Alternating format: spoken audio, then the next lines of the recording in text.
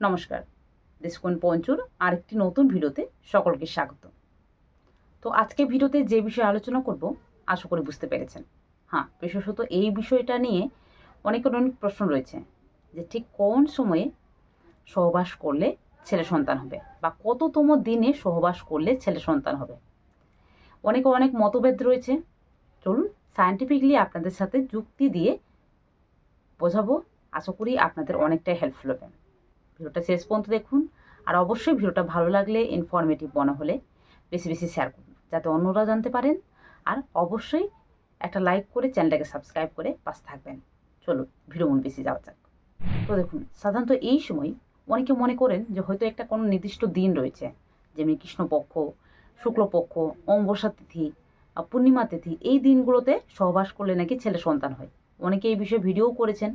আবার অনেকে সেই ভিডিওগুলো দেখে এসে আমাকে রীতিমতো কমেন্ট করেন যে দিদিভাই আসলে কি অমাবস্যা তিথি বা কৃষ্ণপক্ষ বা শুক্লপক্ষেতে সহবাস করলে কি ছেলে সন্তান হয়? দেখুন, এটা কোনো নির্দিষ্ট নয়, কারণ সবার পিরিয়ড একটা নির্দিষ্ট সময়ে হয় না। কারো ক্ষেত্রে অমাবস্যা তিথির আগে, কারো ক্ষেত্রে পূর্ণিমা তিথির আগে। তো এগুলো কিন্তু কোনো মতেই ম্যাটার করে না। কখনোই একটা ছেলে সন্তান হওয়ার জন্য একটা তিথি বা একটা পক্ষ ডিটারমাইন করে। ছেলে সন্তান বা মেয়ে সন্তান হওয়ার পিছনে প্রধান যে লজিক রয়েছে সেটা আগে বুঝুন। তারপরে আপনি নিজেই বুঝতে পারবেন যে ঠিক কোন সময়ে আপনাকে সহবাস করতে হবে আর কোন সময় সহবাস করলে আসলেই ছেলে সন্তান হতে পারে। দেখুন, আমি করেছি, আমি সেই ফলটা পেয়েছি। আমার ক্ষেত্রে একটা ছেলে সন্তান হয়েছে। আমার ফ্যামিলিতে একটা ছেলে সন্তানের প্রয়োজন ছিল। অলরেডি আমার পরিবারে দুটো মেয়ে সন্তান ছিল। আমি মেয়ে সন্তান চাই না তেমন না, আমি মেয়ে সন্তানও চাই, কিন্তু একটা ছেলে সন্তান যেটা কিন্তু আমার ফ্যামিলিতে প্রয়োজন ছিল, যেটা কিন্তু হয়েছে। তো এই টিপসটা কিন্তু আপনিও ফলো করতে পারেন, আর যেটা কিন্তু সায়েন্টিফিকলি প্রুভড। আপনি যে কোনো বইয়ের পাতায়, যে কোনো গুগল সার্চ করে দেখতে পারেন, ছেলে বা মেয়ে হওয়াটা কোনো তিথি, পক্ষ বা কোনো কিছুর উপর ডিপেন্ড করে না। কিসের উপর ডিপেন্ড করে? দেখুন, সাধারণত আপনি যখন মিলন করেন সেই সময়টা কিন্তু ধরতে হবে। মানে আপনি ঠিক কোন সময় মিলন করছেন। প্রত্যেকটা মেয়েদের ক্ষেত্রে পিরিয়ড হচ্ছে, আর পিরিয়ডের পরে মিলন করতে শুরু করছেন। তবে পিরিয়ডের ঠিক কোনতম দিনে বা কততম দিনে সহবাস করলে ছেলে সন্তান হবে, এই বিষয়টা আপনাকে জানতে হবে। চলুন সেই বিষয়টা জানি। দেখুন, পিরিয়ডের পরে কিন্তু প্রত্যেকের ক্ষেত্রে একটা অভুলেশন ডে আসে বা অভুলেশন টাইম আসে। এই অভুলেশন টাইমটা কিন্তু অনেকে জানেন না, যার কারণেই কিন্তু ছেলে বা মেয়ে নেওয়াটা সমস্যা হয়ে যায়। আগে অভুলেশন টাইমটা জানুন। আপনার ক্ষেত্রে অভুলেশন টাইমটা যদি আপনি জেনে নিতে পারবেন, তাহলে কিন্তু ছেলে বা মেয়ে সন্তান হওয়াটা কিন্তু খুব ইজি হয়ে যাবে। তার জন্য অভুলেশন টাইমটা ঠিক আপনার ক্ষেত্রে কখন হচ্ছে এটা আগে জানুন। কারণ অভুলেশন টাইমটাই ফ্যাক্টর করে যে আপনার ক্ষেত্রে ছেলে সন্তান হবে নাকি মেয়ে সন্তান হবে। এবারে চলুন আপনাদের জানাই যে অভুলেশন টাইমটা কখন। অভুলেশন টাইমটা হলো পিরিয়ড হয়ে যাবার, মানে প্রত্যেকের ক্ষেত্রে পিরিয়ড হচ্ছে, এবার পিরিয়ড হয়ে যাওয়ার ঠিক 14 থেকে 15তম দিনে কিন্তু প্রত্যেকের ক্ষেত্রে একটা ওভুলেশন ডে আসে। কারো ক্ষেত্রে এর থেকে লেটও হতে পারে, আবার কারো কারো ক্ষেত্রে একটু আগেও হতে পারে। বিশেষত কাদের ক্ষেত্রে একটু লেটে হতে পারে আর কাদের ক্ষেত্রে একটু আগে হতে পারে, সেই বিষয়টা জেনে নিই।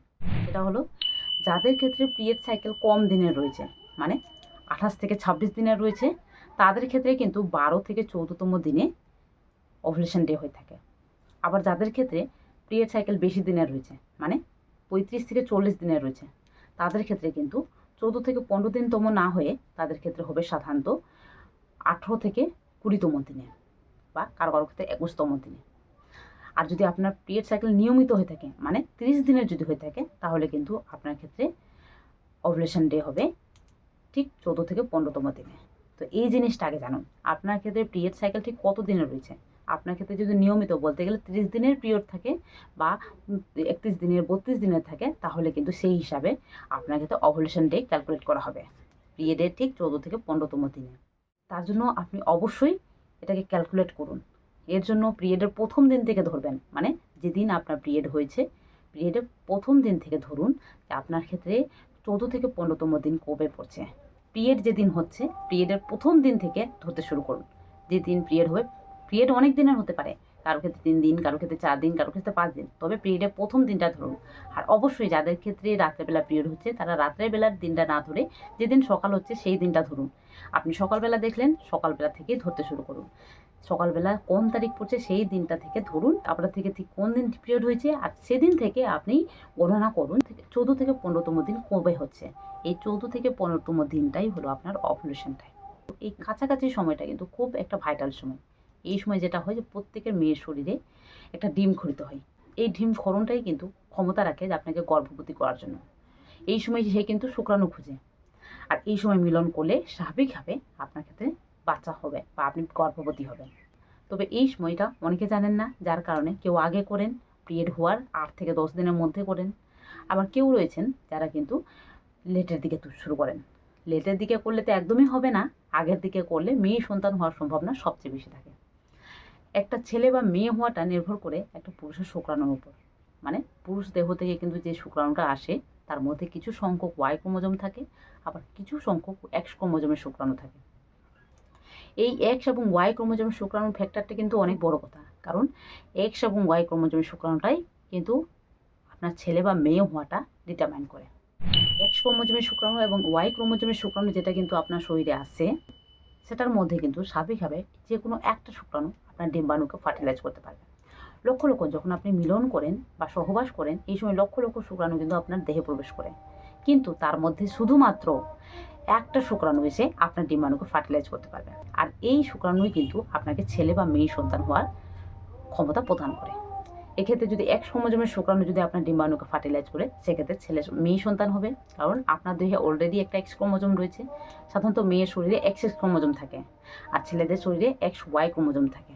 তো এই এক্স এবং ওয়াই ক্রোমোজোমের মধ্যে যে কোনো একটা ক্রোমোজোম ধরে নিন আপনার ডিম্বাণুকে ফার্টিলাইজ করেছে, তার জন্য এক্স ক্রোমোজোমের শুক্রাণু যদি আপনার ডিম্বাণুকে ফার্টিলাইজ করে, সেক্ষেত্রে কিন্তু আপনার ক্ষেত্রে মেয়ে সন্তান হবে।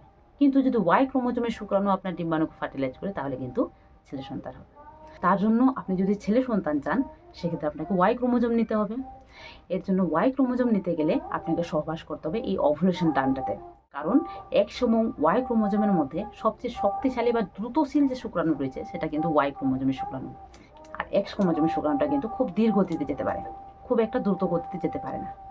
আর এক্স ক্রোমোজোমের শুক্রাণু কিন্তু খুব বেশি দিন ধরে বেঁচে থাকতে পারে আপনার যোনিপথের মধ্যে, কিন্তু ওয়াই ক্রোমোজোমের শুক্রাণু কিন্তু বেশি দিন ধরে বেঁচে থাকতে পারে না। এর ফলে আপনি যদি ওভুলেশন ডেট 2-3 দিন আগে সহবাস করেন, সেক্ষেত্রে কিন্তু মেয়ে সন্তান হওয়ার সম্ভাবনাটা সবচেয়ে বেশি থাকে, কারণ এক্স ক্রোমোজোম অলরেডি আপনার শরীরে রয়েছে। যখনই ডিম ক্ষরিত হবে, চট করে গিয়ে কিন্তু ফার্টিলাইজ করে দেবে, আর একটা মেয়ে সন্তানের জন্ম হয়ে যাবে। কিন্তু যদি আপনি ওভুলেশন টাইমটাতে সহবাস করেন, তাহলে কিন্তু যেহেতু ওয়াই ক্রোমোজোমের শুক্রাণু খুব দ্রুতশীল, তার জন্য কিন্তু ওয়াই ক্রোমোজোমের শুক্রাণু ডিমকে ফার্টিলাইজ করে, আর এর ফলে ছেলে সন্তান হওয়ার সম্ভাবনা সবচেয়ে বেশি থাকে। তো এই জিনিসটা কিন্তু সায়েন্টিফিক দিক থেকে পুরোপুরি সত্য, 100% সত্য। এই জিনিসটা আপনাকে ধরতে হবে। এর জন্য আপনি না লেটে না আগে আপনাকে ধরতে হবে ওভুলেশন টাইম। আর এই ওভুলেশন টাইমটাকে কী করে চিনবেন? এই ওভুলেশন টাইমটা চেনার কিন্তু একটা বিশেষ উপায় রয়েছে। সেটা কি? সেটা হলো, এই সময় কিন্তু দেখবেন যে একটা বিশেষ ধরনের লক্ষণ দেখা যায়, সেটা হলো সাদা ছাপ। দেখবেন যে পিরিয়ডের পরে কিন্তু কোনো কিছু লক্ষ্য করা যায় না, যোনিপথের মধ্যে বেশ শুকনো শুকনো জায়গাটা থাকে, কিন্তু দেখবেন যে 10 দিন পরে কিন্তু আস্তে আস্তে করে সাদা ছাপ নির্গত হচ্ছে, আর 14 থেকে 15তম দিনে একটু বেশি করে সাদা ছাপ নির্গত হচ্ছে, তারপরে আবার সেই সাদা ছাপটা নির্গত হওয়া বন্ধ হয়ে যাচ্ছে। এই সাদা ছাপটা কিন্তু স্বাভাবিকভাবে ডিমের যে সাদা অংশটা রয়েছে, ঠিক সেই রকম পাতলা টাইপের এবং স্বচ্ছ কালারের চেটচেটে টাইপের হবে। এই সাদা ছাপটাই কিন্তু আপনার ক্ষেত্রে ওভুলেশন টাইম ইঙ্গিত করে দেয়। আরেকটা লক্ষণ বলি, সেটা হলো আপনার গা কিন্তু এই সময় একটু উষ্ণ টাইপের থাকবে। তা বলে জ্বর আসবে না বা খুব একটা গরম থাকবে না, হালকা একটু উষুম টাইপের থাকবে বা গরম টাইপের থাকবে। এমনকি এই সময় আপনার যৌন মিলন করার যে ইচ্ছাটা, সেটা কিন্তু দ্বিগুণ থাকবে। এই সময় দেখবেন শারীরিক যে চাহিদা, শারীরিক সহবাস করার যে চাহিদা, সেটা কিন্তু একটু বেশি থাকবে। প্রত্যেকটা মেয়েদের এই সময়টা হয়। সেক্ষেত্রে এই লক্ষণগুলো যদি আপনি ভালো করে লক্ষ্য করেন, তাহলে কিন্তু লক্ষ্য করতে পারবেন। আর এই সময়টা আপনি যদি ধরে নিন, তাহলে কিন্তু ছেলে সন্তান হতে কেউ আটকাতে পারবে না। তো এই জিনিসটা আগে জানুন, বুঝুন, তবেই কিন্তু সহবাস করুন। অযথা কোনো পক্ষ, তিথি বা অমাবস্যা বা পূর্ণিমা এই জিনিসগুলো মানতে যাবেন না। এগুলো থেকে আপনার ছেলে বা মেয়ে হওয়াটা কোনো মতেই ডিটারমাইন করে না। তো অবশ্যই এই জিনিসটা খেয়াল রাখুন। চলুন ভিডিওটা বেশি বেশি শেয়ার করুন, এবং ভিডিওটা ভালো লাগলে, ইনফরমেটিভ মনে হলে অবশ্যই চ্যানেলটাকে সাবস্ক্রাইব করে পাশে থাকবেন। দেখা হবে আরেকটি নতুন ভিডিওতে। আজকের জন্য টাটা। সবাই ভালো থাকবেন, সুস্থ থাকবেন, সাবধানে থাকবেন। আর কোনো রকম প্রশ্ন থাকলে কমেন্ট বক্সে জানান।